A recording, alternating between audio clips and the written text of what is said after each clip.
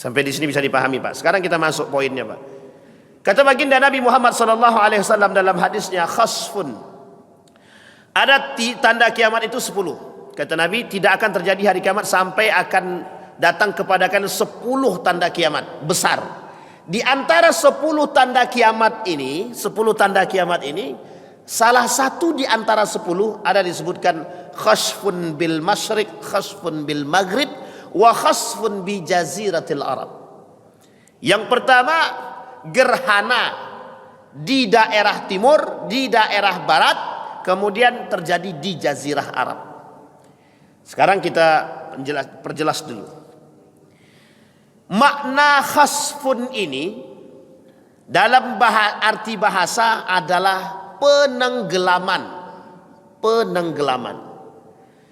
Dimaknakan dalam makna yang lain artinya gerhana.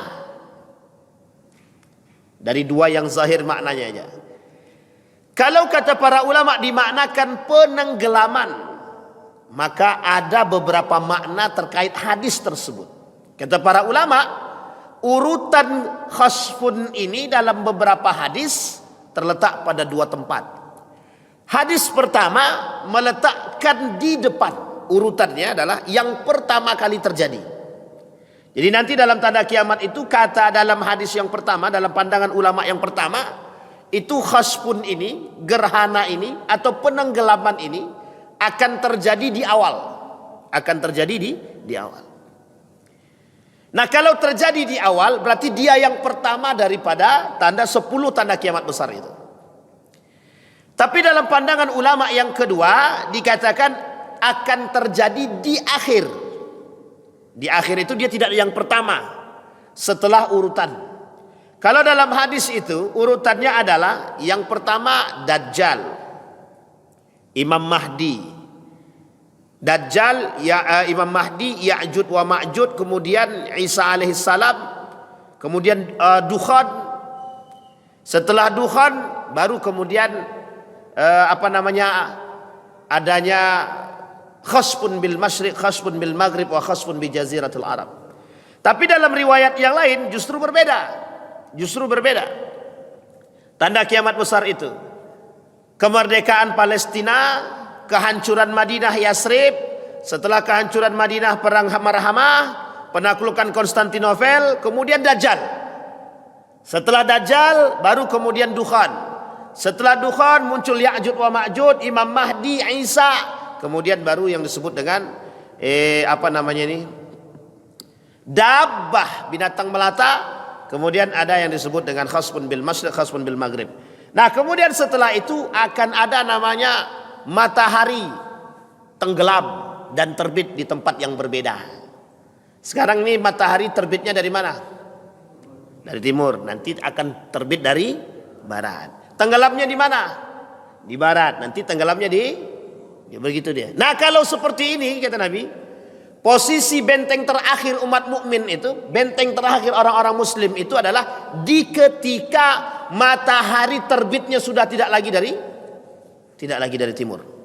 Itu iman tak bermanfaat, salat tidak ada gunanya. Tak ada gunanya lagi. Di situ akan kelihatan mana yang munafik, mana yang kafir. Nah, ini bentar lagi itu, Pak. Kalau kelihatannya hampir-hampir mendekat itu. Ya, kita tidak bisa memprediksi kiamat, tapi kondisinya begitu. Kalau kita lihat dengan kondisi Palestina hari ini, semakin membuka mata dunia. Yang menjadi poin pentingnya adalah andai kata mata dunia terbuka, mereka kemudian masuk ke dalam Islam menjadi mukmin yang baik, mereka akan hijrah ke sana, Pak. Nah, ketika mereka hijrah ke sana, itulah poin pentingnya, Pak. Makanya umranu Baitul Maqdis itu di situ. Kemerdekaan Baitul Maqdis itu di situ. Nah, ini poin penting. Nah, kemudian kata Nabi, kata para ulama menjelaskan hadis tersebut, yang pandangan ulama yang kedua, penenggelaman itu akan terjadi di akhir, setelah Dukhan. Tapi ada yang mengatakan urutannya khasfun bil maghrib dulu, penenggelaman dulu, baru Dukhan. Tapi ini sebenarnya tidak kuat. Hadis yang kuat itu adalah, kata para ulama, kembali kepada poinnya, bahwa urutan daripada penenggelaman itu nanti akan di akhir, setelah Dukhan. Dukhon sudah kita bahas dulu, asap tebal. Yang asap tebal ini mematikan listrik itu tidak ada lagi nanti. Itu mati selama 40 hari. Dalam kegelapan, kegilaan manusia akan tampak. Orang-orang yang stres nggak punya internet dan lain sebagainya itu. Nah baik, kemudian kata Nabi, inna sa'ah lan taquma hatta tarau 10 ayatin. Kembali kepada ayat tadi. Salasa khusufin, salah satu diantaranya ada 3. Khasfun bil masyriq, khasfun bil maghrib, wa khasfun bi jaziratil arab. Sekarang apa makna penenggelaman itu? Kata para ulama, makna penenggelaman itu pun berikhtilaf. Ada pandangan-pandangan para ulama. Yang pertama, yang disebut dengan penenggelaman di masyriq, timur. Kalau di timur maksudnya apa? Nanti akan terjadi penenggelaman atau penguasaan atau penaklukan terhadap orang-orang kafir yang dilakukan oleh Imam Mahdi. Ini pandangan pertama. Kalau di masyriq, kalau dia di maghrib, di barat, dia penaklukan yang terjadi pada negara-negara Eropa. Nah, yang dilakukan itu pada masanya seperti Konstantinopel, Roma, dan lain sebagainya. Ini dalam pandangan lain. Kemudian penaklukan pada Jaziratul Arab. Kelak Arab akan tunduk terhadap negara-negara yang ada di Eropa. Nah, ini sebenarnya kalau kita rujuk dalam hadis pemahaman yang seperti ini, ketika terjadi penaklukan di antara negara-negara baik di timur, di barat, kemudian di Jazirah Arab, maka kalau ini dimaknai dalam makna yang tidak secara makna dekat atau makna jauh, dia makna itu bisa dekat bisa jauh. Nah, mungkin kita ambil makna jauh. Kalau diartikan dalam makna yang agak jauh bisa jadi. Sekarang kondisinya begitu. Tunduk negara-negara Arab terhadap Eropa. Dan bisa jadi bermakna yang lain. Bermakna yang lain. Nah, kemudian dalam pandangan ulama yang lain tidak begitu. Nanti penenggelaman ini sesuai dengan urutnya. Yang pertama di timur. Di timur ini Syam. Ini dulu. Penenggelaman maksudnya adalah ada 2 makna. Dikuasai. Itu penenggelaman. Dikuasai atau dikuasai atau menguasai. Yang kedua. Begitu juga yang setelah di timur, di barat. Di barat sama, nanti muncul Konstantinopel. Bahasa lainnya begini. Antara di Turki itu ada 2. Satu Asia, satunya lagi Eropa. Jadi 2. Turki itu terdiri dari dua apa namanya? 2 benua, Asia dan Eropa. Nah, Konstantinopel itu berada di Eropanya, Istanbulnya. Nah, nanti di situ kejayaan akan nampak. Bisa jadi ini yang dimaksud. Yang ketiga di Jaziratul Arab. Jaziratul Arab itu dimaknai dikuasai. Jazirah Arab ini semua. Dubai, Oman, Arab Saudi, Qatar, Uni Emirat Arab, semua negara-negara Arab dikuasai. Itu makna yang pertama dari arti khasfun, penenggelaman. Tapi makna yang kedua, kata para ulama bukan. Lebih tepatnya gerhana. Gerhana akan timbul di timur, akan timbul di barat, akan timbul di Jaziratul Arab. Yang sebelumnya menjadi fenomena alam, karena keseringan gerhana menjadi tanda kiamat. Jadi Bapak Ibu, dimaknai itu adalah, kata para ulama, dalam poin yang keempat, dalam poin yang kedua ini, makna ini lebih dipegang oleh para ulama. Kata para ulama, bahwa yang dimaksud dengan khasfun bil masyriq, khasfun bil maghrib, khasfun bi jaziratul Arab itu adalah gerhana yang timbul yang tampak. Fenomena alam yang terjadi mungkin bisa jadi beberapa tahun sekali, nanti akan ditemukan akan sering muncul. Baik di timur akan menjadi fenomena, baik di barat akan menjadi fenomena yang sering ditemukan. Yang ketiga bisa jadi di Jaziratul Arab. Ini makna lain. Nah, kemudian Bapak Ibu sekalian yang berbahagia, kata para ulama dalam pandangan yang berbeda, 3 penenggelaman ini belum terjadi sampai sekarang. Nah, berarti agak aman Bapak Ibu sedikit. Tenang. Belum terjadi hari kiamat, kata ulama yang lain. Tapi ada ulama yang mengatakan penenggelaman itu sudah terjadi. Nah, ini mana yang betul dan mana yang tidak? Sebenarnya bukan persoalan betul atau tidaknya. Ini persoalan kuat atau tidak atau lemahnya. Nah, ada pandangan-pandangan yang lemah, ada pandangan-pandangan yang kuat. 3 penenggelaman ini, kata pandangan ulama yang pertama, 3 penenggelaman ini belum terjadi sampai saat ini. Seperti tanda-tanda kiamat besar yang lain yang belum muncul. Walaupun sebagian para ulama berpendapat bahwa hal itu sudah terjadi. Sebagaimana dipahami oleh Asy-Syarif Al-Barzanji. Akan tetapi yang benar bahwa hal ini belum terjadi sampai saat ini. Yang hanyalah terjadi pada penenggelaman saat ini adalah tempat-tempat yang berbeda dan terjadi pada zaman yang berjauhan. Hal ini termasuk tanda-tanda kiamat kecil, seperti Konstantinopel, seperti Romawi, seperti Persia. Jadi penaklukan kota-kota besar ini, penenggelaman kota-kota besar ini sudah pernah terjadi pada masanya. Itu terjadi dalam masa kejayaan umat Islam.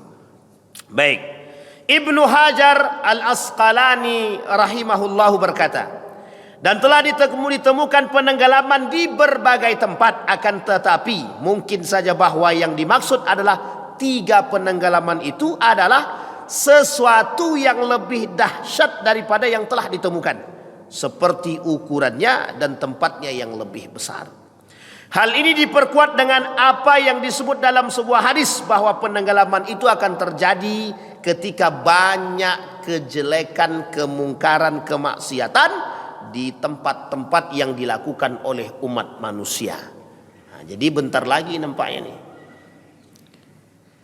Kezaliman sudah terjadi, kemaksiatan sudah merajalela, kemungkaran apalagi. Kata para ulama merata. Kalau kemungkaran, kemaksiatan, kezaliman merata, akan terjadi yang dilakukan oleh umat manusia. Zaharal fasad fil barri wal bahri bima kasabat aydin nas. Kelak kehancuran itu disebabkan ulah tangan manusia sendiri. Nah, kejelekan yang timbul ini, kemaksiatan, kemungkaran, yang kezaliman, yang nampak inilah yang kemudian menjadi dasar batu lompatan akan munculnya yang disebut dengan 10 tanda kiamat besar. Contoh, Dajjal. Tidak akan datang Dajjal itu sampai kemungkaran itu merata. Ini sudah mulai merata, Pak. Makanya kita khawatir. Na'udzubillah summa na'udzubillah.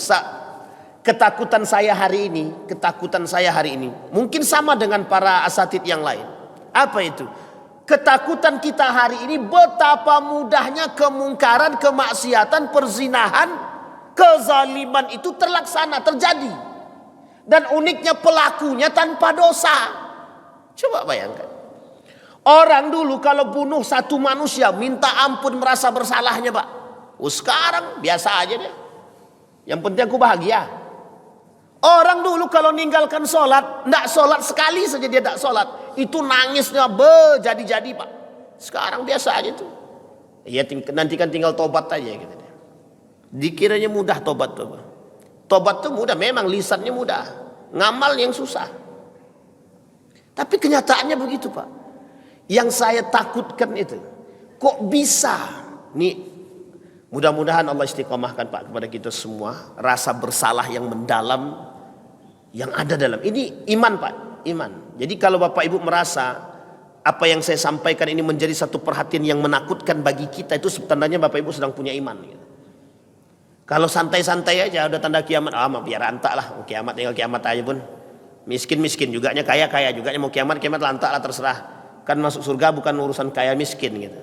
Nah kalau begini cara bicaranya Pak, berarti nggak punya iman itu Pak, nggak punya iman itu. Kenapa demikian? Ya karena memang posisi orang beriman itu, satu sisi dia berharap bertemu dengan sang pencipta, tapi satu sisi dia merasa bahwa apa yang dia miliki tak cukup menjadi bekal. Itu yang menjadi poin penting Pak. Lah ketika datang tanda-tanda kiamat yang disampaikan kepada tidak rasa takut, itu mencurigakan Pak.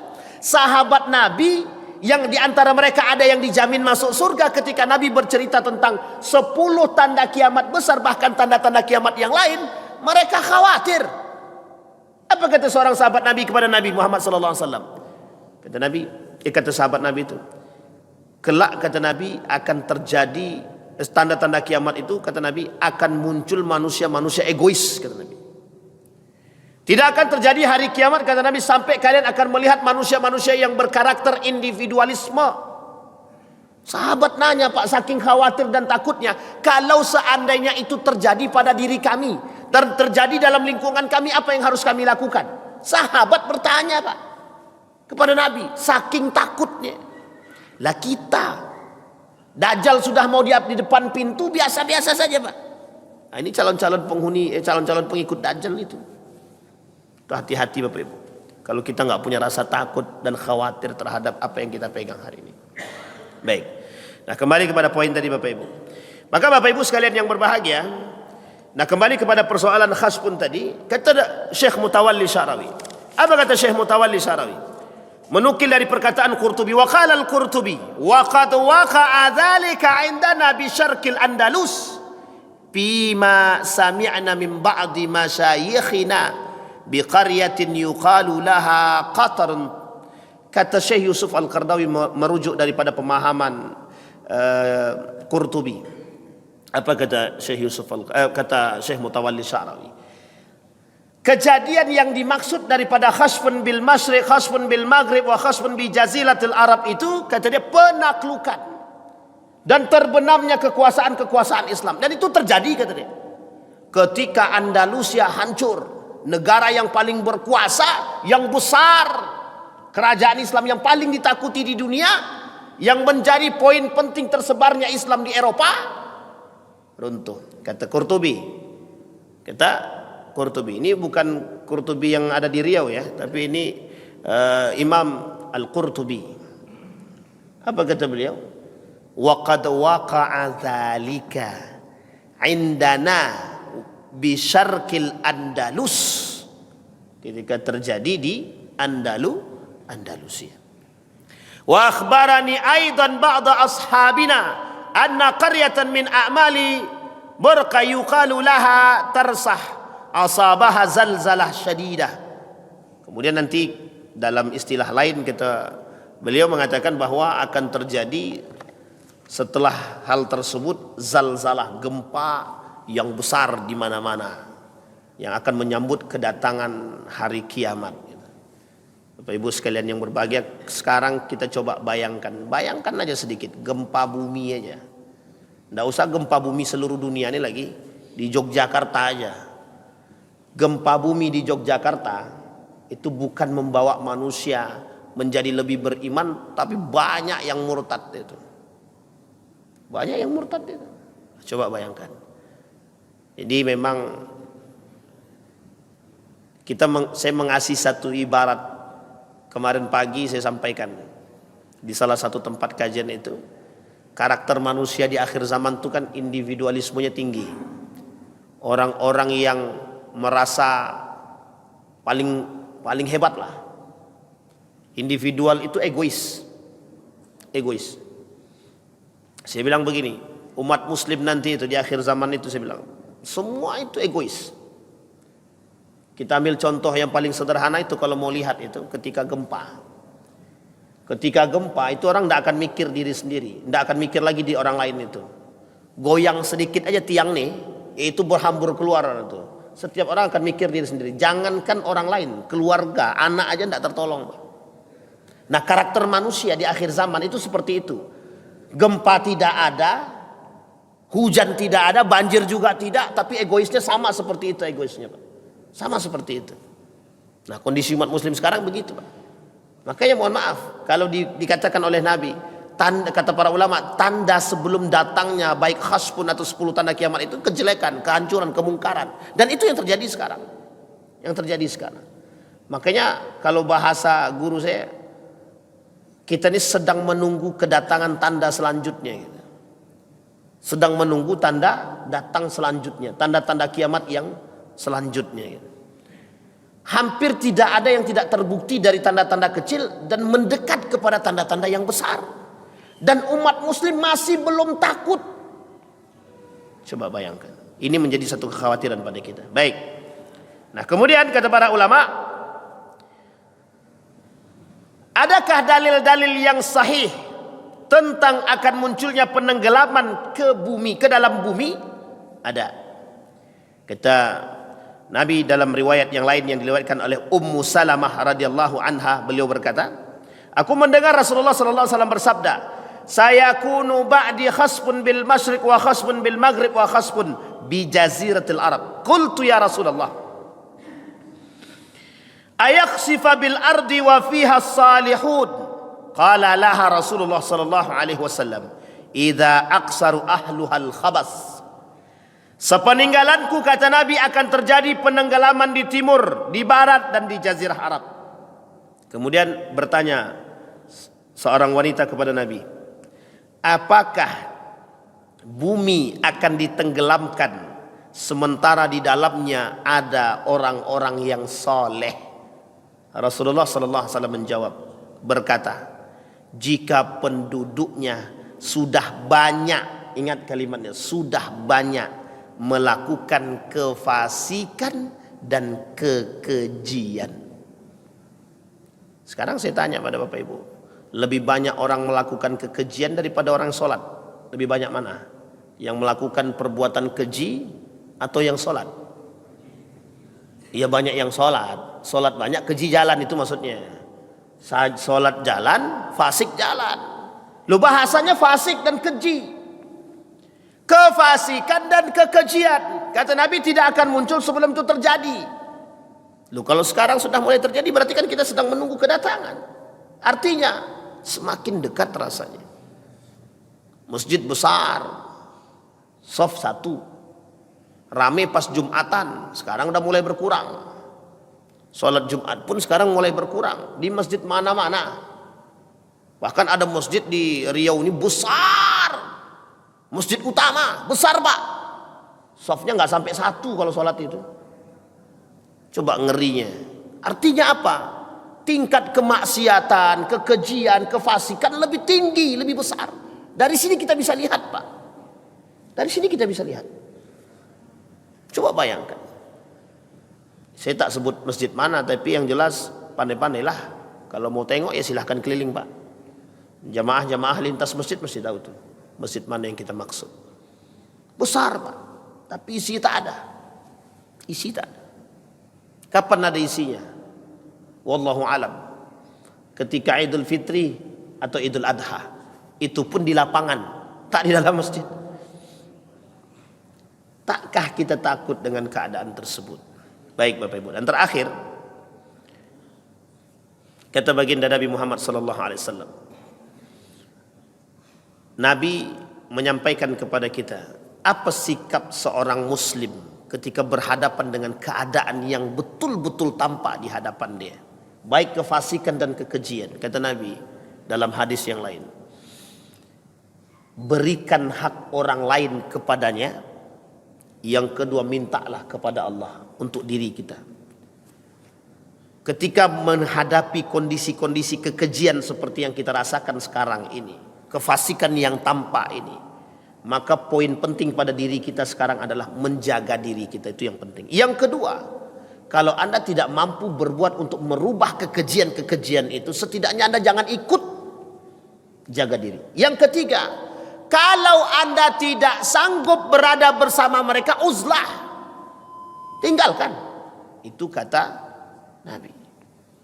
Nah sekarang Bapak Ibu sekalian yang berbahagia, jangan sampai, ini poin pentingnya Pak, jangan sampai kita menjadi pelaku daripada tanda-tanda kedatangan hari kiamat. Itu yang paling penting. Justru mohon maaf, kita ini kadang-kadang justru kita ini sebagai tanda datangnya kiamat gitu. Kalau Nabi bilang kefasikan dan kekejian, kita yang melakukan kekejian berarti kita sedang mengundang ancaman Allah, kita sedang mengundang azabnya Allah. Sampai dikatakan oleh Syekh Mutawalli Sya'rawi, mengatakan itu azab gitu dia. Penenggelaman yang terjadi di timur, di barat dan di jazirah Arab, azab bagi mereka gitu dia. Ini kalau kita rujuk kepada jazirah Arab Pak, kalau kita rujuk kelak Madinah Yasrib itu akan hancur Pak. Nah setelah Madinah ini hancur Pak, nanti ketika gempa bumi terjadi, gempa besar-besaran zalzalah itu terjadi, itu yang hancur pertama itu Mekah Pak. Mekah itu batu-batu itu berterbangan itu. Nah batu yang berterbangan itu nanti akan menghimpit manusia-manusia yang hidup pada masa itu. Dan itu cuma dua, kafir munafik. Kafir munafik. Hati-hati Pak. Kalau bicara tanda kiamat ini memang menakutkan aja bawahnya. Takut aja rasanya. Seolah-olah besok kiamat. Dosa belum dihapus, kita sudah mau kiamat. Nah ini poin penting Pak. Baik, itu khasbun. Sekarang kita masuk. Daripada selanjutnya adalah kalau dalam urutannya Syekh Mutawalli Sya'rawi dalam kitabnya adalah setelah khasbun bil masyriq wal maghrib, beliau tuliskan adalah dukhan, asap. Sudah kita bahas. Dabbah juga sudah kita bahas. Apa itu dabbah? Binatang melata, tanda kiamat besar. Sudah kita bahas juga. Kemudian setelah itu akan terjadi, setelah dabbah akan terjadi tulu'us syamsi min maghribiha wa ighlaqu babit taubah. Ini kita singgung sedikit sebelum kita tutup Bapak Ibu. Apa kata baginda Nabi? Tanda kiamat besar selanjutnya setelah terjadinya khasbun bil maghrib, khasbun bil masyriq, khasbun bi jaziratul Arab, akan terjadi tanda kiamat selanjutnya tulu'us syamsi min maghribiha wa ighlaqu babat taubah wa ighlaqu babit taubah. Tutupnya pintu taubat, terbitnya matahari dari barat. Kalau sudah terbit dari barat, selesai urusan kita. Kata para ulama, pergerakan tanda kiamat besar ini, pergerakannya itu cepat, tidak lambat, tidak, tapi cepat. Misal sekarang Dajjal, besok lain, besok lagi, begitu terus, cepat, sesuai dengan hari-hari yang diurut. Dajjal berapa lama? 40 hari. Setelah 40 hari muncul, ada turun Imam Mahdi, turun Isa, begitu Pak. Ya'jud wa Ma'jud, kemudian dukhan, terus. Dan itu cepat. Sebagian ulama mengatakan tak lebih daripada 100 tahun. Tak lebih daripada, atau mungkin tak lebih daripada 100 tahun, atau bisa jadi kurang daripada 100 tahun. Dan itu ngeri Pak, ngeri. Dan itu yang akan kita alami. Bayangkan posisi itu, semoga kita na'udzubillah, semoga kita nggak ketemu Pak. Apa kata baginda Nabi Muhammad sallallahu alaihi wasallam? Qala Rasulullah sallallahu alaihi wasallam, "Thalathun idza kharajna la yanfa'u nafsan imanuha lam takun amanat min qabl aw kasabat fi imaniha khaira. Tulu' asy-syamsi min maghribiha wad dajjal wad dabbatun fil ardi." Aw dabbatul ardi. Kata Nabi, 3 hal. Ketika ini sudah keluar, semua tidak bermanfaat. Baik imannya tidak bermanfaat, kemudian diri dia tak bermanfaat, dan dia akan kesulitan. Maka kata baginda Nabi, apa itu? Kata para sahabat, ketika tulu'is syamsi min maghribiha, terbitnya matahari dari barat, kemudian muncul Dajjal, kemudian dabbatun fil ardi, binatang melata. Nah 3 ini kata Nabi, kalau ini sudah muncul maka tidak ada bermanfaat diri seseorang. Nah kalau Dajjal itu muncul, kenapa diri seseorang itu tidak bermanfaat? Bahasa sederhananya begini. Jadi ketika Dajjal itu muncul, Bapak Ibu sekalian yang berbahagia, itu umat muslim itu, orang-orang muslim bukan mukmin. Dia nanti ada kuncinya, nanti kita kasih kuncinya. orang-orang muslim itu dia tak mampu menahan diri, dia tak mampu. Kenapa begitu? Ketika melihat Dajjal, dia terpedaya, tipu dayanya kencang, tipu dayanya kuat, sehingga ketika tunjuk langit hujan, tunjuk yang mati hidup, tunjuk tanaman yang mati bisa tumbuh dan lain sebagainya. Itu kelebihan Dajjal. Nah, kenapa kelebihan itu ditampakkan oleh Allah? Untuk menunjukkan orang-orang beriman itu setia kepada Allah atau kepada Dajjal. Jadi kalau ditampakkan, nah karakter manusia di akhir zaman itu mudah terpedaya. Nah sama sekarang, manusia sekarang tuh terpedaya. Tenang, tenang, nanti kau akan berangkat haji. Rupanya nggak jadi berangkat, tipu daya, travel. Kacau itu Pak. Astagfirullah wa atubu ilaik. Astagfirullah. Bayangan Pak, manusia sekarang ini mudah ditipu. Beriman iya, sholat jalan, zakat oke, ditipu oke. Kacau itu sekarang. Coba bisa, manusia sekarang ini mudah sekali untuk ditipu, sangat mudah ditipu. Makanya sekarang itu investasi bodong tuh lancar aja jalannya gitu. Lancar aja jalannya. Astagfirullah. Ya itu tadi. Nah Dajjal belum datang sudah bisa ditipu, apalagi kalau Dajjal sudah datang Pak. Bukan ditipu lagi Pak, semua manusia tunduk Pak. Maka di situ disebut diri dia tak bermanfaat. Kenapa diri dia tak bermanfaat? Karena tak bisa menahan diri dia. Nah kondisi pada saat itu orang tak mampu menahan diri kecuali yang berpegang teguh. Maka kuncinya ketika Dajjal datang, orang dari saat ini orang beriman dianjurkan, disunnahkan oleh Nabi mulai dari saat ini. Yang mendengar, yang mengerti, yang mau baru tahu. Kalau sudah tahu istiqamahkan. Jangan pernah berhenti membaca surat Al-Kahfi. Itu penting. Yang kedua, kokohkan keimanan, duduk bersama orang-orang yang saleh. Ini kunci Pak, kunci untuk selamat dari Dajjal.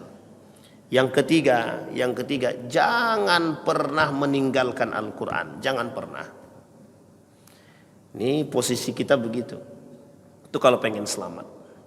Nah bagaimana kalau seandainya pengen selamat daripada kondisi orang yang kokoh imannya dan berpegang teguh.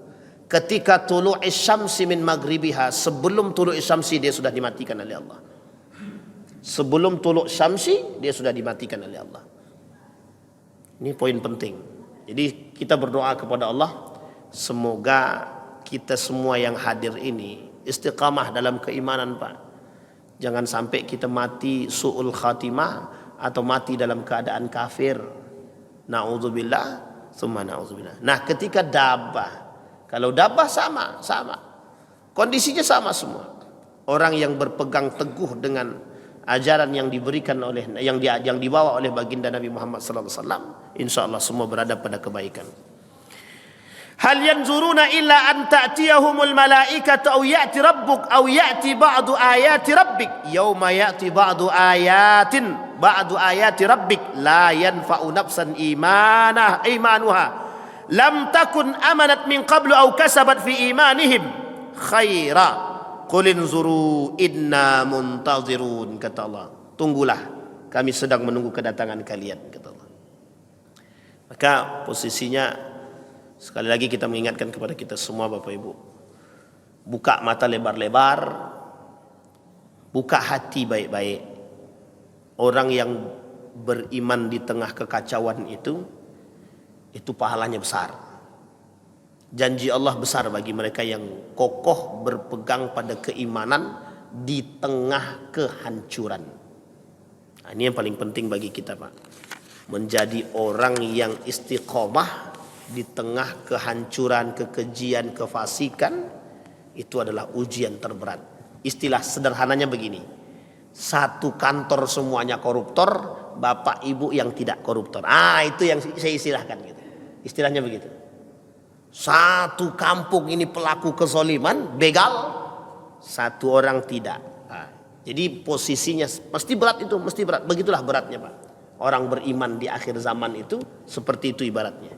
Di tengah pelaku kemungkaran, kekejian, perzinahan, dia bertahan diri untuk tetap menjaga kehormatan diri dan agama. Inilah yang disebut dengan orang yang paling selamat. Dan memang berat, sangat berat sekali. Dicaci, dimaki, dicemooh dan lain sebagainya. Tapi dia bertahan dengan diri dia. Maka di sini poin pentingnya Bapak Ibu sekalian yang berbahagia, insya Allah keistiqamahan yang kita jaga menjadi poin untuk kita mendapatkan keridhaan Allah, insya Allah. Baik Bapak Ibu, sudah siap untuk menghadapi kiamat? Ibu-ibu sudah siap? Jangan insya Allah aja Bu. Ini kiamat beneran terjadi, mati ya Pak. Tapi insya Allah yang hadir dalam masjid ini tak akan ketemu dengan kiamat. Berarti mati duluan. Siap ya mati duluan Mbak? Siap tak siap Pak? Siap tak siap? Jadi jangan pula ragu kami Ustaz. Ragu mau mati, jangan. Bapak Ibu sekalian yang berbahagia, kita tak tahu ajal kita, maka bekali diri dengan sebaik mungkin, insya Allah. Ada pertanyaan Bapak Ibu tentang tanda-tanda kiamat? Tidak akan ada itu Ustaz, bawanya takut aja sudah itu. Ada yang mau tanya silahkan Bapak Ibu.